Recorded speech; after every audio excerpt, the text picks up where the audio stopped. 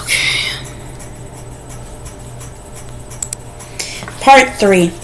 The interior of Trigger Vachon's truck smelled of clean, freshly pressed clothes, an aroma which for some reason always reminded Ralph of fresh bread. There was no passenger seat, so he stood with one hand wrapped around the door handle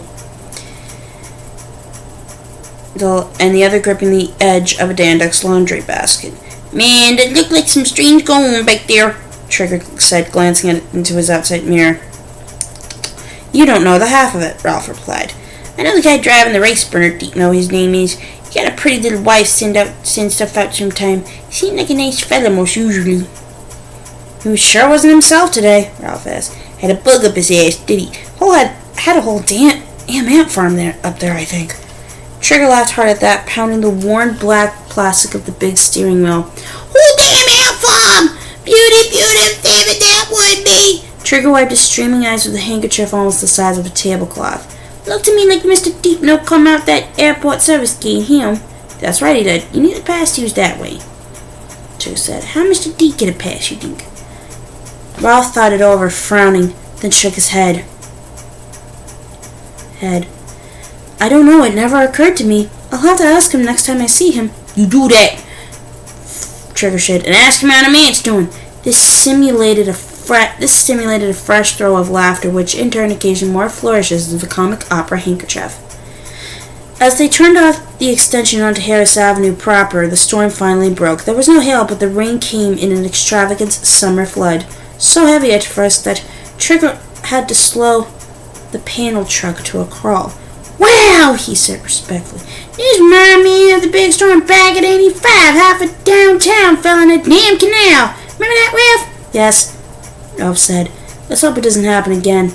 "Nah," Trigger said, grinning and peering past his extravagantly flapping windshield wipers. "They got the drainage system all fixed up now. Beauty!"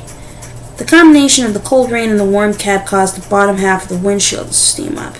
Without thinking, Ralph reached out a finger and drew a figure in the steam.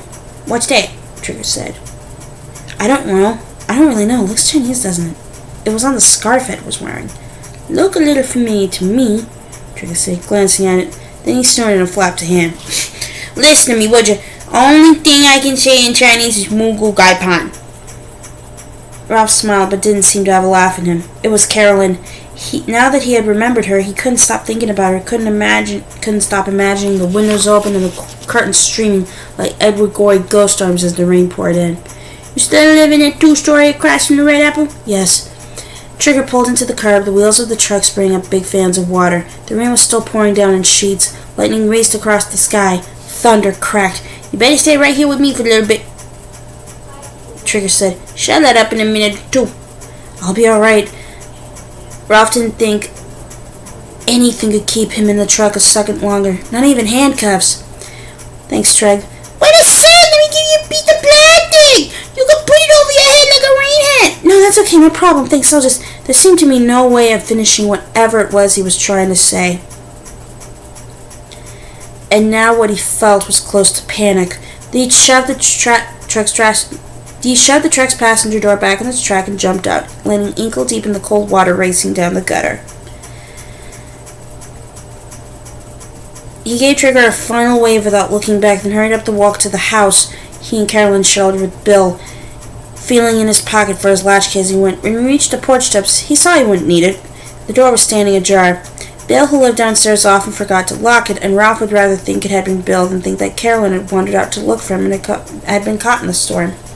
That was a possibility Ralph didn't even want to consider. He hurried into the shadowy foyer, wincing as thunder banged deafeningly overhead, and crossed to the foot of the stairs. He paused there for a moment, hand on the newel post of the banister, listening to rainwater drip from the soaked pants and shirt onto the hardwood floor. Then he started up, wanting to run, but no longer able to find the next gear up from a fast walk. His heart was beating hard and fast in his chest. His soaked sneakers were climbing anchors drinking at his feet, and for some reason he kept seeing the way Ed Deepno's head had moved when he got out of his Datsun. Those stiff, quick jabs that made him look like a rooster spoiling for a fight. The third riser creaked loudly as it always did, and the sound provoked hurried footsteps from above.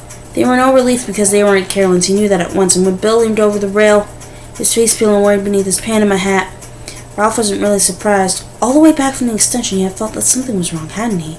Yes. But under the circumstances, that hardly qualified as a precognition. When things reach a certain degree of wrongness, he was discovering, they could no longer be redeemed or turned around. They just kept going wronger and wronger. He supposed that on some level or other, he'd always known that. What he had never suspected was how long that wrong road could be. "Ralph!" Bill called down. "Thank God! Carolyn's having... Well, I guess it's some sort of seizure. I just dialed 911 and asked him to send the ambulance." Ralph discovered he could run up the rest of the stairs after all.